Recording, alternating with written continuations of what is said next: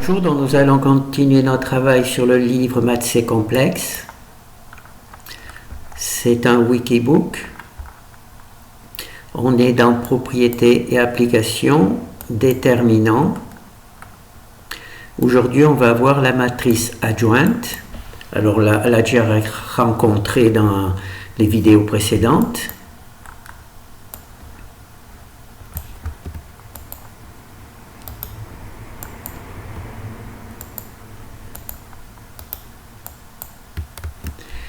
Alors, on va compiler. Alors ici, on a notre matrice A. Et ici, on a calculé son adjointe. Alors, on va voir dans le code. Alors, je fais une petite erreur. Je compile. Je supprime l'erreur. L'erreur, c'est simplement le fait de mettre une petite virgule supplémentaire. Voilà. Donc là, il y a la fonction adjointe. Alors, il rentre la matrice A et il sort l'adjointe. Cette fois-ci, je l'ai mis avec un E. Normalement, ça ne prend pas 2, je crois, mais enfin, c'est pas grave. Alors, comment on fait? On prend la matrice des cofacteurs de la matrice A, la matrice des cofacteurs, et on en prend la transposée.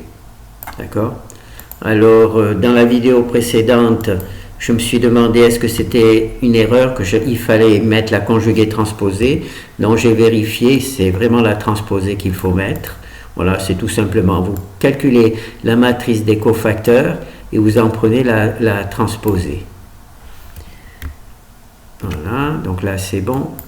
Alors pour la matrice des cofacteurs, on l'a vu dans une vidéo précédente, hein. Regardez la playlist. Voilà, donc là on calcule la matrice, l'adjointe. Donc on va voir quelques propriétés. Alors, quand on multiplie A par l'adjointe, on obtient la même chose en calculant le déterminant et en l'installant sur une matrice identité. Donc on va voir ça.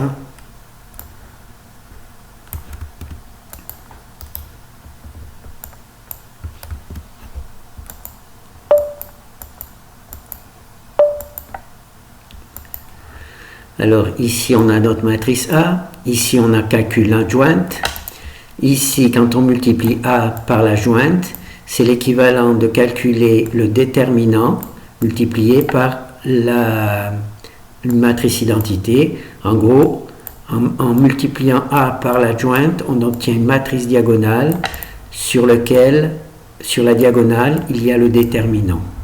Voilà, le déterminant.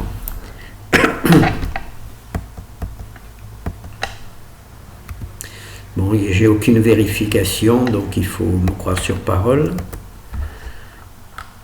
Alors, ici on calcule l'adjoint. Ici on multiplie A par l'adjoint.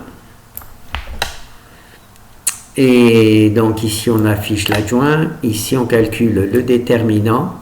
Hein, et je ne sais pas où c'est qu'on met la matrice identité.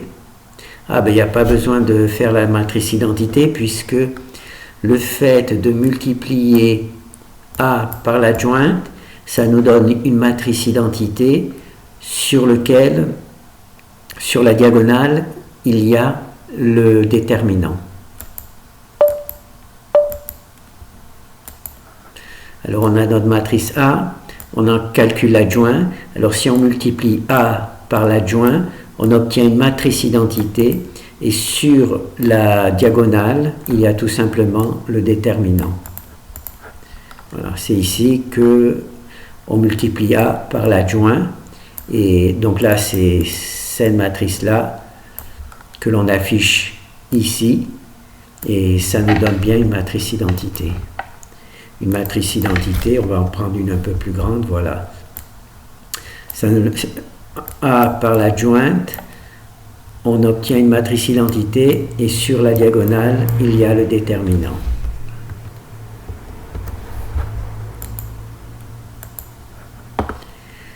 Alors là, on va calculer le déterminant de l'adjointe. C'est égal au déterminant multiplié à la puissance R-1. Donc on va voir ce que ça va dire.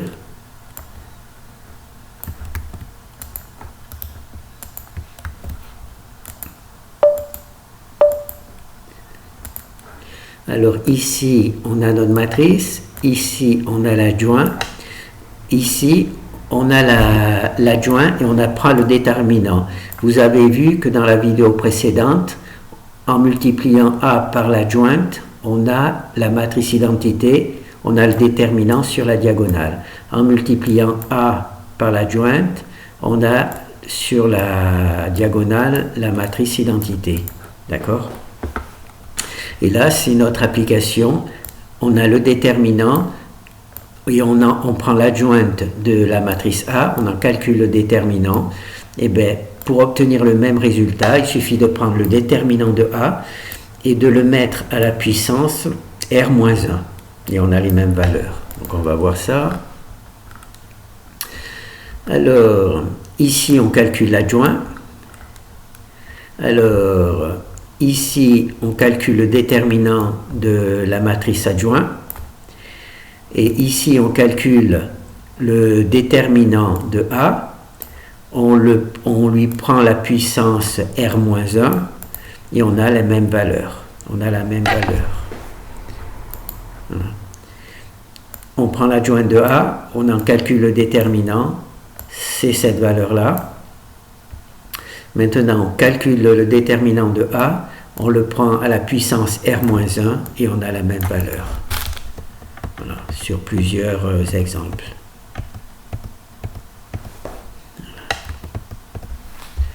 Donc, je n'ai pas fait des vérifications sur Octave, donc malheureusement, on ne peut pas le vérifier. Alors là, on prend l'adjointe de la on multiplie deux matrices A et B, et on en prend l'adjointe de A de B égale l'adjointe de A. Donc c'est bon.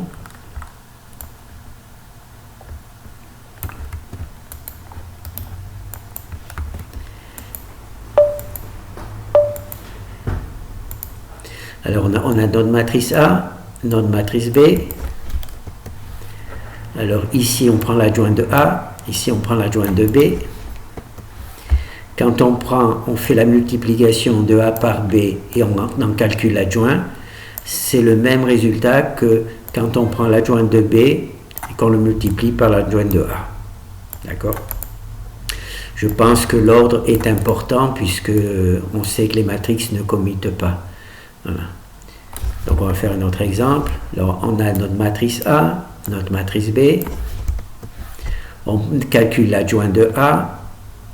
On calcule l'adjointe de B. Ici on calcule le produit AB. On en calcule l'adjoint. Et ici on multiplie l'adjointe de B multiplié par l'adjointe de A. Et on a la même valeur. On a les mêmes valeurs. Alors le X. Alors ici on calcule l'adjointe de A, l'adjointe de A, on calcule l'adjointe de A. Ici on calcule l'adjointe de B. Voilà. Ici on calcule le produit AB, on multiplie A par B. Ici on calcule l'adjointe de AB, on a AB, on calcule l'adjoint. Et ici on multiplie l'adjointe de B multiplié par l'adjointe de A. Et on obtient cette valeur-là. Voilà. Et ça nous redonne exactement le bon résultat. Bon, ben ça sera une petite vidéo tranquille. Voilà, donc aujourd'hui, c'est propriété de base de l'adjoint. Propriété de base de l'adjoint. Voilà. Bon, ben merci.